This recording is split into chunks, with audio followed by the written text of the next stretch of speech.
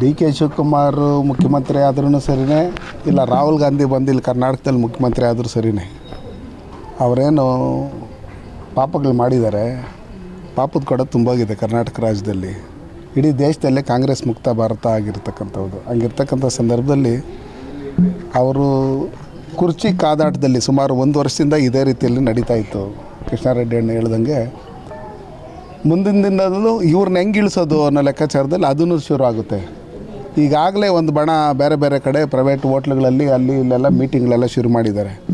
ನಮ್ಗೆ ಯಾವ ಮಂತ್ರಿ ಕೊಡ್ತಾರೆ, ನಮ್ಗೆ ಯಾವ ಮಂತ್ರಿ ಕೊಡ್ತಾರೆ, ನಮ್ಮ ಫೇವರಾಗಿರ್ತಕ್ಕಂಥ ನಮ್ಮ ಬಣದವ್ರಿಗೆ ಕೊಡ್ತಾರೆ, ಆ ಬಣದವ್ರಿಗೆ ಕೊಡ್ತಾರೆ ಅನ್ನೋ ಲೆಕ್ಕಾಚಾರದಲ್ಲಿ ಶುರುವಾಗಿದೆ. ಹಂಗಿರ್ತಕ್ಕಂಥ ಸಂದರ್ಭದಲ್ಲಿ ಅವ್ರು ಏನೇ ಬಂದ್ರೇನು, ಯಾರಿಗೆ ಸುಮಾರು ಒಂದು 10 ಜನ ಕೋರ್ಟ್ಗಳು ಹೊಲ್ಸ್ಕೊಂಡಿದ್ರು ಮುಖ್ಯಮಂತ್ರಿ ಆಗಬೇಕು ಅಂತೇಳಿ. ಈಗಲೂ ಅದು ಆಗೋವರೆಗೂ ಗ್ಯಾರಂಟಿ ಇಲ್ಲ.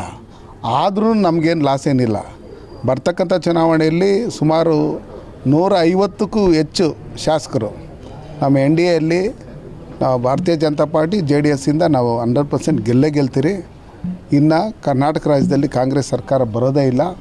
ಅವ್ರು ಏನೇನು ಭ್ರಷ್ಟಾಚಾರ ಮಾಡಿದ್ದಾರೆ ಅಂತೇಳಿ ಇಡೀ ರಾಜ್ಯದ ಜನತೆಗೆ ಗೊತ್ತಿರೋದ್ರಿಂದ ಇವತ್ತು ಪ್ರತಿಯೊಂದು ಇದರಲ್ಲೂ ಇವ್ರಿಗೇನು ಬಡವರಿಗೆ ಅಕ್ಕಿ ಕೊಡ್ತೀರಿ ಅಂತೇಳಿ ಸನ್ಮಾನ್ಯ ನರೇಂದ್ರ ಮೋದಿಜಿಯವ್ರು ಕೊಡ್ತಾ ಇರ್ತಕ್ಕಂಥ 5 kg ಅಕ್ಕಿ ಬಿಟ್ಟರೆ ಬೇರೆ ಇನ್ನೇನು ಕೊಡ್ತಾಯಿಲ್ಲ. ಇವರು ಕೇಳಿದಾಗ ಸಚಿವರು ಆರ್ಕೆ ಉತ್ತರ ಕೊಡೋಂಥದ್ದು, ಪತ್ರಕರ್ತರ ಮೇಲೆ ಧಮಕಿ ಹಾಕೋಂಥದ್ದು, ಬೇರೆ ಬೇರೆ ರೀತಿಯಲ್ಲಿ ಮಾತಾಡೋಂಥದ್ದು ಇದೆಲ್ಲ ನಡೀತಾ ಇದೆ.